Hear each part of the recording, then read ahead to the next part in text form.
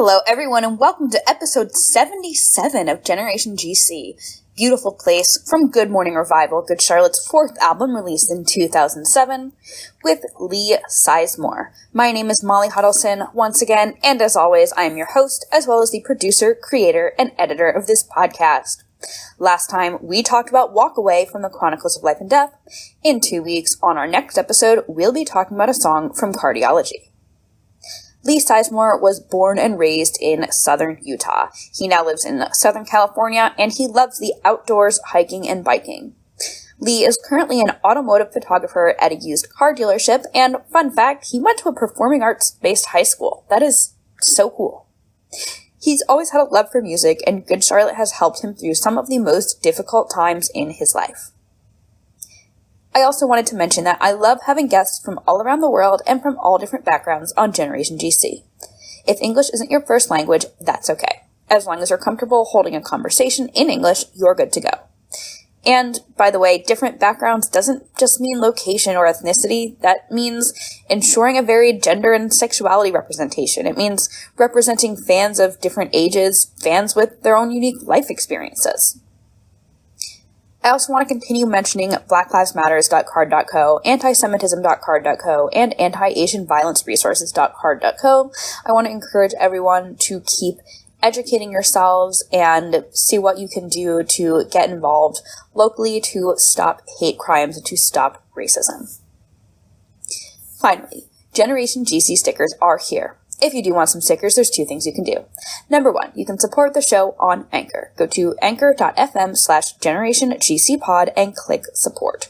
All of that money goes right back into making the show the best that it can be. It helps me print and ship the stickers. It also helps me get any equipment that I need, such as headphones, a laptop stand, notebooks, and pens, because I do take notes on paper sometimes. Number 2, you can make a donation to Best Friends Animal Society. Go to bestfriends.org. Best Friends is a nonprofit that does outreach nationwide with shelters and rescue groups to promote pet adoption, no-kill rescues, and spay and neuter practices. The heart of Best Friends is their sanctuary in southern Utah, around where Lee grew up. And I heard a lot about Best Friends before, so I was really excited that Lee mentioned an animal shelter and animal organization. In addition to their sanctuary in southern Utah, they do have a few shelters around the country, and they also work with local shelters all over. I think it's an amazing organization. I really recommend that you go visit their website. They do a lot of great things. They're really helping so many cats and dogs all over, and y'all know how much I love animals. And then you're going to send me a screenshot of either your support of the show on Anchor or your donation to Best Friends Animal Society, as well as your mailing address, and I will send you stickers. Please make sure to also follow Generation GC at Generation GC Pod, P-O-D, on Facebook, Twitter, and Instagram. Stay in touch. Sometimes I post other ways you can get stickers on there. Thanks for tuning in, and now on to episode 77. So, Beautiful Place is track 10 on Good Morning Revival, Good Charlotte's fourth album, released in 2007. And listeners, you can't see this, but Lee and I are on video right now, and he's wearing a Good Morning Revival shirt. We'd love to see it. Track 9 was All Black, which we talked about earlier this year, and track 11 was Something Else, which we talked about back in 2020. The song was written by Don Gilmore, Benji Madden, and Joel Madden. Don Gilmore produced the album, as I'm sure everyone listening to this knows. Beautiful Place was not a single, and I looked on, not Genius, setlist.fm. They say it's been played live 4 times, never in the US. So I have London, Karlsruhe. I don't know how to pronounce that, but that appears to be another European city. I'm really sorry. I don't know how to pronounce that. And then Melbourne and Sydney in Australia, which I guess that's also around the time, if you think about it, Lee, that's kind of around the time that Good Charlotte was like hang out in Australia a lot. So makes sense that they played it over there a couple times. So I don't know, not a whole lot of fast facts like that on this song, but there we go. And Lee, before we get into the episode itself, I want to help our guests get to know you. So the first question I like to ask everyone is, when did you first hear Good Charlotte, and what were your first thoughts on them? So I think I would have first heard them around 2005 or so. Okay. Because my brother and I had Dance Dance Revolution Ultramix 3 on the original Xbox console. And that actually features I Just Want to Live. Amazing. As one of the songs. So it quickly became one of my favorite songs to dance to on that game. And my brother got their CDs that were out at that time, which were the self-titled GC, Young and Hopeless, and Chronicles of Life and Death. So they had the 3 albums out at that time. And we both loved the music. And so we ended up getting Good Morning Revival together. And then I got the rest of the albums on my own after I had moved out of the house. And I've seen them live 5 times, I believe, maybe 4. I'm not sure exactly. 2 of which were the meet and greet experience. Oh, so cool. So cool. Very cool. Yeah, I was just about to ask if you've ever seen them live. Most people end up answering that question before I can ask it. Very cool. Well, Lee, you were telling me when we were chatting over Facebook that you are originally from Southern Utah, but you're now in Southern California. So how long have you been out on the West Coast? So my wife and I moved here right at the beginning of 2020. So Wow. We had about 3 months before the pandemic really hit. Oh my God. So we were just getting settled, and then we got furloughed. And so it was a difficult situation, but we've been here for about 2 years now. Okay, nice. Yeah, a friend of my boyfriend's had also moved, not as big of a move as that. She moved from Philadelphia to Baltimore, but same thing, like January 2020. And it was like, oh, just as she's getting settled in, she, everything goes up in flames. Well, hopefully things are, I know every time I'm like, oh, I hope things are starting to look up. You never know what's going on. But in time.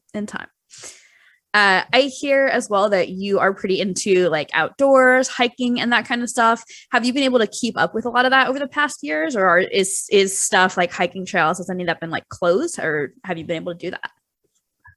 So that's one of the things that seemed more accessible here in Southern California. So that was something that was really nice. I haven't kept up as much with the biking, but we did go on a lot of hikes, and our time was obviously freed up with being unemployed for about 3 months at the beginning. So yeah, we got some free time to go out and explore nature and just kind of be away from the city for a bit. Nice. It's good to have that. I live in Philadelphia, and I had previously lived in suburbs in North Jersey, and like where I lived before, it was definitely a little more isolated, but I also feel like closer to nature here because I have some parks that I can walk to. So it's overall been a better spot, I think. Nice. Yeah. Well, I hear, Lee, that you are an automotive photographer, and I'm just kind of curious about that. Like, did you have a photography background before you got started in that? So I've always had a love for photography, but never was really serious about it in my childhood or anything. So I would have the disposable cameras, but then in my teenage years, I got a digital camera. It wasn't a DSLR or anything. And then in my final year of college, I took a photojournalism class. Cool. And that class really opened the doors for me. I was able to use one of their DSLR cameras for that class. And so it taught me a lot about techniques for just making a package of photos and got me really interested in it. So after that class, I went out and bought myself a DSLR camera. And so I've always done nature photography, and I've always loved cars as well. So I would go to car shows and take pictures of the interior and whatever. And so that kind of led up to me exploring this option when I came to California. So I'm just curious. So I do mostly concert photography, occasionally candid, semi-posed portraits. I've never worked in a studio or anything. When you're photographing cars, are you using a setup with lights and everything, or is it more just your camera? What kind of setup do you usually have? So they used to take photos in the garage on the lot, but that's not how they're doing it anymore. So they actually have us drive the cars to different locations and take the photos on location. So for the less expensive, like normal economy cars, we'll go to a park that's down the road and just take the photos at the park with the like stone wall background. But if they're more expensive, then we have the beaches pretty close. So we'll go down to Newport Beach with the nice cars and get some photos with the beach in the background. So nice. And I didn't have this on. So the last thing I want to ask, I didn't have this on my notes, but I feel like I noticed this on your Twitter. I think you're also vegan. Yes, that's correct. Amazing. I love it. I just have to bond with people about being vegan. How long have you been vegan? For just over 5 years now. Amazing. And what is your favorite vegan place in Southern California? So they used to be a food truck, but pretty soon after, like right before the pandemic, I think they opened up a restaurant.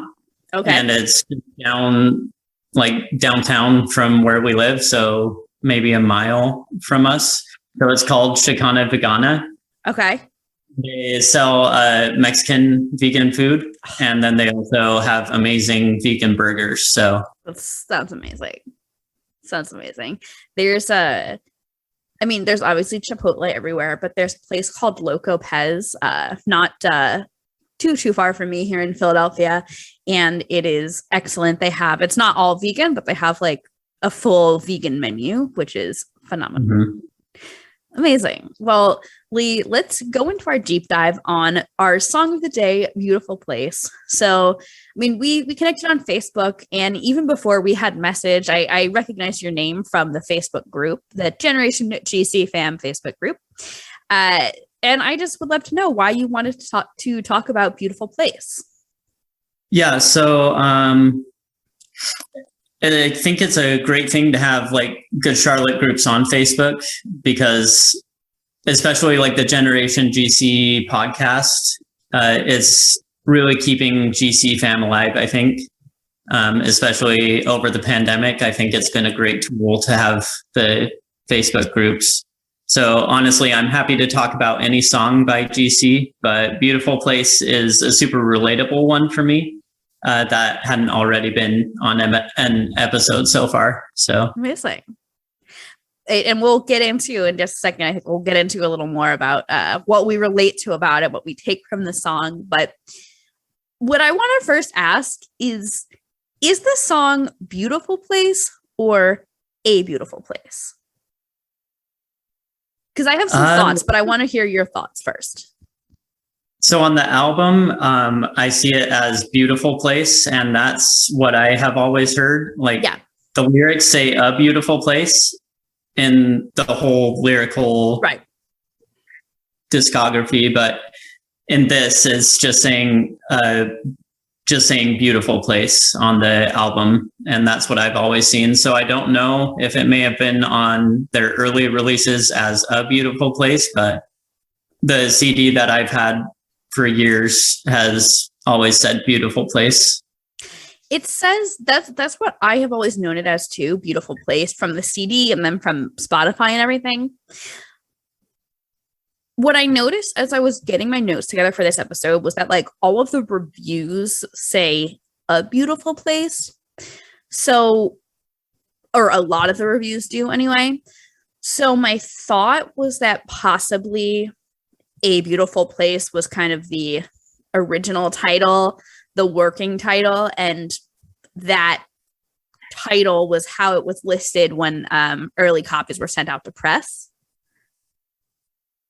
I don't know. That's my only thought, unless it was something with different regions, but that's because I feel like it's Beautiful Place when you like look for the song on streaming, but reviews say A Beautiful Place. So yeah, my CD booklet only has track listings and photos and credits, and it's this big fold out thing. So I remember that. Yeah, I have 2 copies. So one of them I took that booklet and put it up on one of my walls. So cool. So the other, it's in the CD booklet, but I didn't see any lyrics or anything.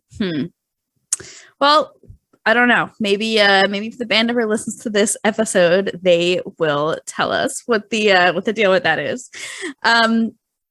Talking about lyrics, do you have any misheard lyrics that you found from looking it up online? I don't think so.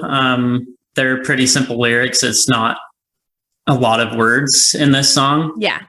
So I don't think I've ever heard of misheard lyrics, and not many people know this song, so there aren't many people to mishear.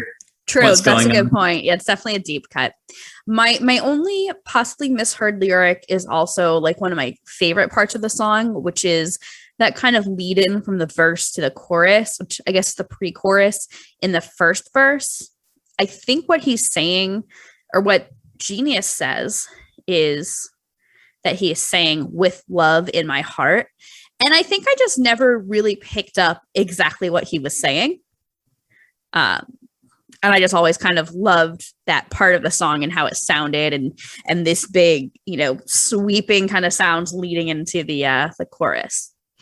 But let's talk about what the song means. So I want to hear what you think it means, and then I'll share what I think it's about, and then we can dive into what the band has said. Okay. I believe this song is kind of a growing up song for them. They say it's a beautiful place if we make it. And I believe both Benji and Joel would have started their families by now at this point. Joel did, Benji had not. Okay.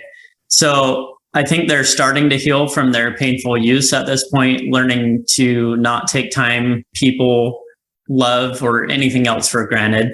Yeah. And I think it's also kind of a loss of innocence. This whole album really displays that for me. Yes. Loss of innocence is a great way to put it. The way I have worded it both in my notes and in general is that a theme I found on this album is kind of being jaded by the industry and as well as life, and just becoming very cynical and depressed because of that. I get a feeling from this song, a sort of yearning to start over, which I think frankly ties very much into what you were talking about, right? With Joel, especially, starting a family, wanting to create something new and wonderful while healing from the past, is that not starting over. I feel like what I got out of the song definitely is that they're in either wanting to start over or maybe go back to who they were before they grew up and they changed and became something different in a negative way. I don't know. So I had a lot of thoughts there. We definitely have some discussion about like genre and some comparisons with this song, but I really want to talk about some backstory first. So there was a website called Arjan Writes, and the interviewer asks, "A Beautiful Place is probably the most unusual and mellow track on the new album." Which, by the way, this interview looks to have been published in May 2007, so after the album came out. So I don't know why they called it A Beautiful Place. Maybe that was just like a typo kind of thing. I don't know. Anyway, so Joel said, "A Beautiful Place is a song about that place when you were innocent. There was a time for all of us that we had this innocent outlook on the world, and then there's a moment in our lives that we lose it, and we learn that the world can be a cold place where people can be cruel and pitiful." On songfacts.com, they mentioned this quote from Benji that was apparently on the band's website. I couldn't find it on the band's website because clearly that it is no longer there. But here's what Benji supposedly said. And I've heard this before, so I believe this to be true, even though I don't have, full confirmation. Benji said, "I wrote that song in Mexico. I was down there during hurricane season, and I was in this beautiful beach environment. I had a night off, and I was just thinking about how lucky I've been." That's a real Dean Butterworth moment. It was different when we wrote it, but then Dean started playing that real pronounced drum part. The drums are part of the hook, and it changed the whole sound. I like that. I just love having that backstory, that bit that he was in Mexico when he wrote it.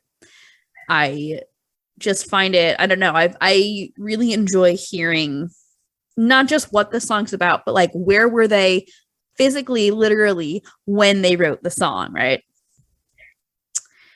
The last thing I have in this sort of section is not official from the band. It was an annotation on genius.com, but this was just such good insight. I had to mention it. I thought this was great.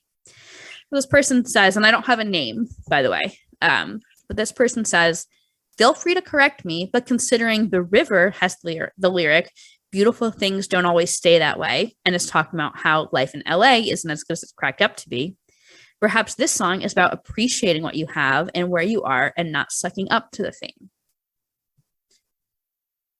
I like that. Yeah, I definitely see that. Yeah.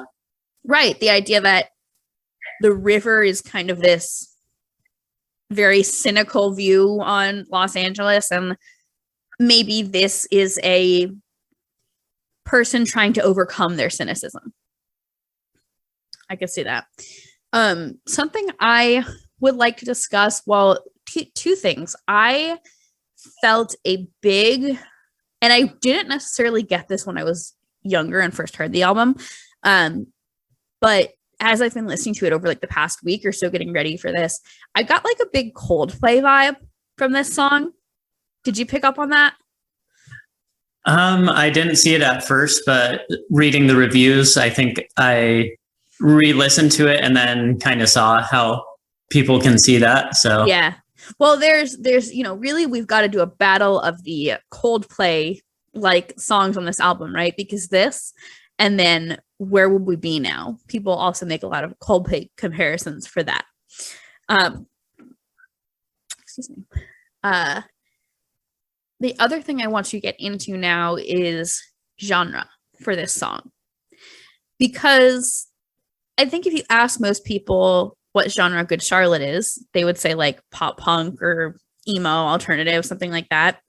But then this is their dance album, their electronic album. I'm doing finger quotes here, listeners. But like, is this song electronic or dance? I don't really think so. I don't know. No, I don't think so. To me, this song is one of their first songs with strong, like, California vibes. Like, I feel like it's their beginning of their California love and just being in California. And it paints the image for me of driving down like a palm tree lined street at sunset. Sure. And it makes me think of the Madden Brothers Greetings from California record. But I definitely wouldn't think of anything GC as country. Like, it may have all of that swooping sound, all of the gliding and the melody of the guitars, yeah. But then they put their vocals on, and it's definitely not. So there's some GC songs, and this will come up when we talk about reviews, but there's some GC songs that I would say feel more country, like Cars Full of People feels a little like folk country. I can almost hear a banjo. Seasons, frankly, I could almost hear that being like, I could hear that as a country song. I don't get country out of this, but I don't know. Some people did. But Lee, I would really love to hear, do you have any memories or stories that you want to share about Beautiful Place?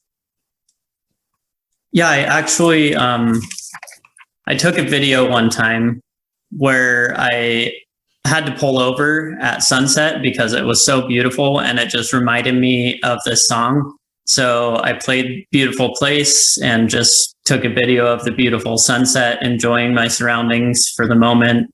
Wow. And this song just makes me stop and appreciate the little things in life, not the ones that try to break me down, you know? Yeah. Appreciating the positive little things. Yeah. I like that a lot. I definitely feel like this is something that runs through my head when I'm just have those moments where everything is like, wow, just so nice. And I feel like I have to force myself to appreciate it. I live in an apartment in Philly. It's a converted building. It hasn't always been apartments. And I have this like really small bedroom window. And when I first moved in, I didn't have any kind of curtains over it. And I was kind of like, whatever. Like I'll just I'll wake up when I wake up. And the sun comes right in because I face pretty much east. But I just remember one morning waking up and the sun was like shining in, and it was like directly, I could like see a print of the window kind of on the wall, and it was like a golden pink almost, just this gorgeous color. And I was like, this is insane. Like, how do I capture this except to feel the emotions of what it makes me feel and how happy I am to be in this awesome apartment in such a great neighborhood, you know? Yeah, just internally processing everything. Yeah. Well, let's talk about what other Good Charlotte songs this kind of relates to. I have some ideas, none that are like super strong, but I would love to hear some of your thoughts. What comes to mind for you? So my favorite line is at the beginning of the chorus. It says, "We live in a beautiful place. Let love take away all this pain." Mm-hmm. And that line almost makes me wonder if it's a nod to We Believe when they say, "We believe in this love." Oh, yeah. Okay. Chronicles. Yeah, and kind of like We Believe, talking about how I feel like We Believe describes a world in need of healing, and this is maybe a song where things have healed or at least are starting to heal. Yeah, for sure. Okay, I like that. I like that a lot. And then I also see the connection to the river where they say, yeah, I've done enough now to know that beautiful things don't always stay that way. I've seen enough now to know this beautiful place isn't everything they say. Yeah. I don't know why I never picked up on that before, but that this beautiful, that they literally say the words "a beautiful place" in the river. Yeah. I cannot believe I never thought of that comparison before. Yeah, that's good. I had completely different ones written down. I mentioned in my notes Counting the Days and Stray Dogs, which are other songs that talk about sometimes these sort of bittersweet elements of relationships where you have a lot of love and a lot of loyalty and commitment and connection, but there's also some underlying pain, whatever that is. And I mean, they have a lot of songs that talk about, their family and their background, their parents. But the one that came to mind to me the most is 1979, because that's kind of the only time they really talk positively about their upbringing. So that I feel like they couldn't have written 1979 without writing Beautiful Place. Yeah, I can see that for sure. I think it took some time for them to be able to process that. Totally. Which I totally understandable, Well, I did find there was an acoustic version of this song. I don't know where it's from, but I want to say I think it was like an AOL session or something that it came from. And we'll talk about comments in a second, but people were like, I wish they would make this into an album, which like, yeah, please. I mean, I think in the year 2021, they're not going to make it into an album, but that would have been pretty great. Yeah, that would be awesome. Be pretty awesome. Let's read some reviews. They're kind of all over the place, mostly not very good, but the reviews for this album were mostly not very good. Absolute Punk, the reviewer gave it a verdict of 11%, but the member ratings were 28%. And they said, if you can't keep a straight face during the sappy, where would we be now? Or the country twang of Beautiful Place. Country twang. Review Journal mentions it, but they don't really have much to say. I think this is how they started their review. And they just quoted, "We live in a beautiful place. Let love take away all this pain." Inspiring words sung by lead singer Joel Madden in the song "A Beautiful Place." Alternative Press gave the album 2 out of 5. Ouch. They said the superfluous A Beautiful Place proves why xylophone and slide guitar have never been staples in pop music. I honestly think it's good to break boundaries, you know? Yeah, exactly. Whatever you want in your music, experiment and throw out there what you want to put out there, you know? I'm with you. Plugged In, which is from the website from Focus on the Family. Listeners, we've mentioned their reviews a few times before. They mentioned it under pro-social content, which I guess pro-social content means like positive, acceptable content for, good Christian children. They said the singer asks his parents for a do-over, a return to happier, more innocent days before his heart grew cold on A Beautiful Place. Metal Rage reviewed this album, and I kind of couldn't tell what they thought about this song. At first, I was like, they were not a fan, but maybe they were. But also, this review is like actually kind of objective. Like they were separating their own enjoyment from how objectively good or bad it was, which a lot of reviewers do not. A lot of reviewers are like, and I can say this because I reviewed a lot of albums in my time, but a lot of reviewers are like, I hate this, it sucks, which I hate this and it sucks are different things. I also think it's funny that a website called metalrage.com reviewed a Good Charlotte album. Yeah, maybe they're in there because Avenged Sevenfold is on the river. That's a good point. Because I could see Avenged Sevenfold on a website like this. Anyway, so they said, so the first part of Good Morning Revival is not so bad at all. But from Keep Your Hands Off My Girl, it just gets worse. Beautiful Place sounds like a bad Coldplay imitation to me. Later on in the review, they say, this makes it a bit difficult for me to give it a score. I don't like their music much. I don't hate it, but I wouldn't listen to it in my spare time. But it's well written, well produced, etc. So I'll just give it a 5 out of 5, hoping that giving it a 5.5 or a 5 out of 5? I don't know. Hoping that giving it an average score is justified because of these reasons. But I'm very interested in your score, so shout it out. I think they're just saying like 5 out of 10, maybe. Maybe. Or 5.5 out of 10. Maybe. Just yeah. Saying, oh, it's average, it's okay. Yeah. DCMBR, a user on Rate Your Music, was not a fan. They gave the album 2 out of 5 and said, the main problem with this album isn't that it's particularly painful to listen to, but that it is almost completely unremarkable. Musically, it is just standard pop punk, with a few tracks being relatively successful, The River and All Black, and others failing miserably. Where Would We Be Now and Beautiful Place. Wow. Well, I disagree, but I disagree too. This is like one of my top albums from GC.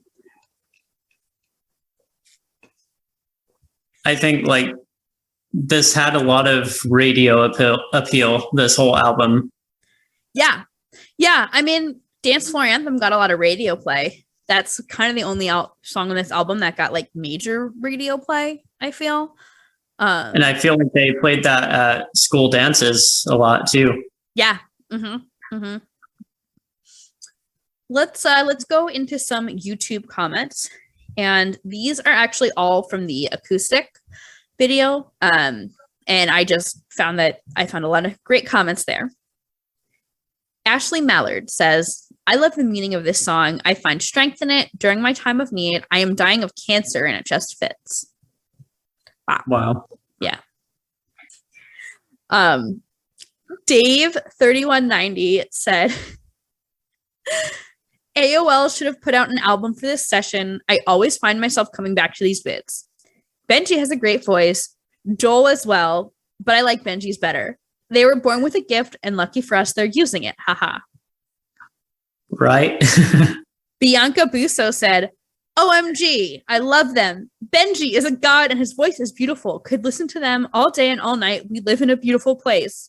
7 exclamation points, smiley face. I guess people are really loving Benji on this. There you go. Ephemeral says, I think every member of Good Charlotte is genius and brilliant. Melody and harmonies is really beautiful. We'll read some comments from songmeanings.com. Auntie Tam said, woo, first to post. I love GC, and I'd bet money this is another song about Benji and Joel's dad and about the loss of innocence. Tear, tear. Sariasi said, it's a real meaningful song. I love Good Charlotte, but I guess for now this song is one of the weaker ones on this CD, musically speaking. One Step Behind 29 said, I actually don't think this song is that bad. Everyone's like warring with each other. It's the weaker one. Oh, it's not that bad. Okay, so the theme is kind of weak. The meaning is really vague, but I think the tune is catchy. It's merely okay. D-Man GC Dan said, this song has a real Coldplay feel to it, and there's nothing wrong with that because Coldplay are one of the biggest bands in the world. A simple and clear message. This song just takes you away into a beautiful place. Yeah, I can see that. Yeah. Nightmare Anatomy said, I think this song means how you want to go back to when you were a kid who was innocent and paid no mind to how the world was, but you grow up and the world seems so much colder. Yeah. And he's saying that it's such a beautiful place, but we spend so much time hating that you're wasting away what is so beautiful. Two more that I will read. Little Miss Sunshine 7 said, quoted some of the lyrics and said, fuck, I wish I could go back to when things were simple, or at least simpler. This year's fucked me up permanently. Things will never be the same again. I hope you're okay, Little Miss Sunshine 7. I hope you're okay. I hope 2008 was better than 2007 for you. Yeah, go listen to Hold On. Yeah, right? The last one I'll read is from Angel Dust 14. They said, doesn't any of you guys think this song could be about global warming or anything that has to do with nature, Earth, the planet, and things like that? I think you people should stop thinking every song has something to do with love, relationship, and all the corny things like that. I think it really is about something way different, like global warming. And they cite Our Hearts Are As Dark As the Rain. Our Hearts Are As Dark As the Rain. It's a beautiful place if we make it. It's a beautiful place to be wasted, don't you know? And then they say, okay, that part kind of really mentions it. Our hearts are as dark as the rain could mean that we stopped worrying about our planet because of the economic growth, maybe, or because we think nothing could happen to it. Then it's a beautiful place if we make it could mean if we start recycling and conserving, it'll be a beautiful place again. Yeah. I had not taken that from the song, but I see it. I could see it. Yeah, I don't know like if that's what Joel and Benji had in mind, but I feel like it's a fair interpretation, though.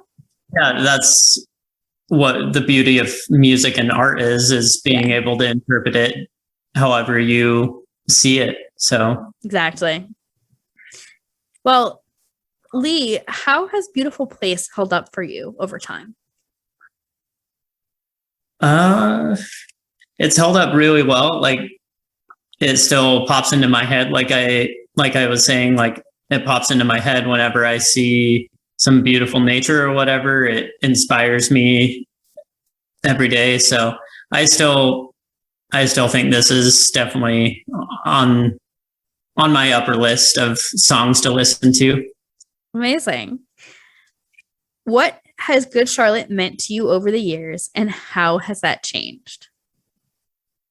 I think GC has always been a beacon of hope for me.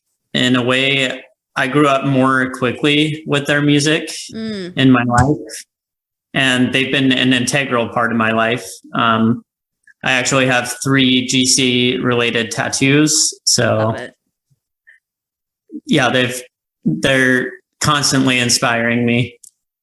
I love that. I love that, Lee. Thank you. Well, do you have any last words about Beautiful Place, about Good Charlotte, or about yourself?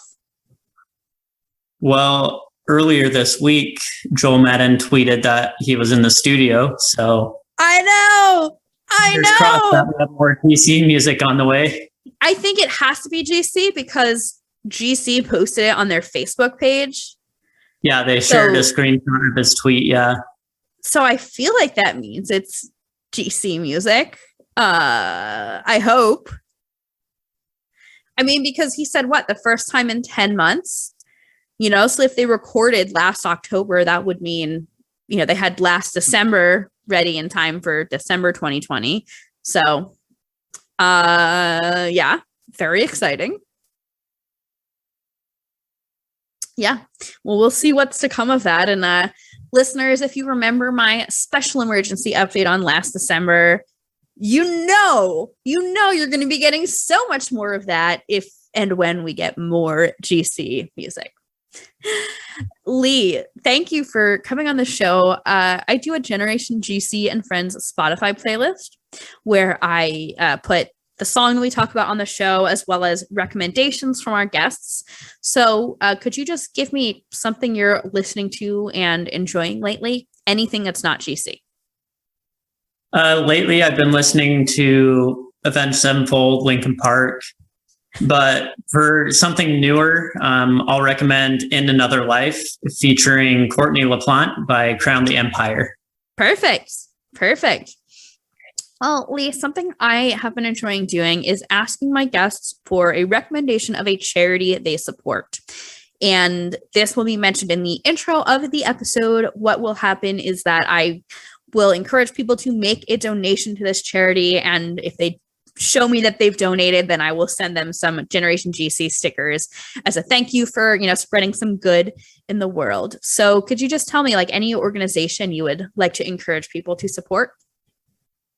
Something local to where I grew up is Best Friends Animal Society. I know it's a big, huge thing all across the nation, but yeah, I know Best Friends over in Kanab, Utah. So that's pretty close to where I grew up. And so, yeah, Best Friends Animal Society is a great organization. I love that. What a great pick. And listeners, that I'm a big animal lover as well. Lee, thank you so much. Where can people keep up with you online? So on Instagram and Facebook, I have my photography pages. So that's at Lee Sizemore Photography. Perfect. So just as it sounds, just Lee Sizemore Photography on both. Perfect. Lee, thank you so much for coming on the show. Listeners, thank you for tuning in. My name is Molly Hudelson once again, and as always, I'm your host as well as the producer, creator, and editor of Generation GC. Last time, we talked about Walk Away from the Chronicles of Life and Death, and in 2 weeks, we'll be back talking about a song from Cardiology. Thank you all for tuning in. Please remember to subscribe to the show or follow it on your favorite podcast provider. If you're on Apple Podcasts, please rate and leave a review. But most importantly, y'all, tell your friends. Word of mouth is huge. It's so important in spreading the love, making the Generation GC fam bigger and better. Thanks for tuning in.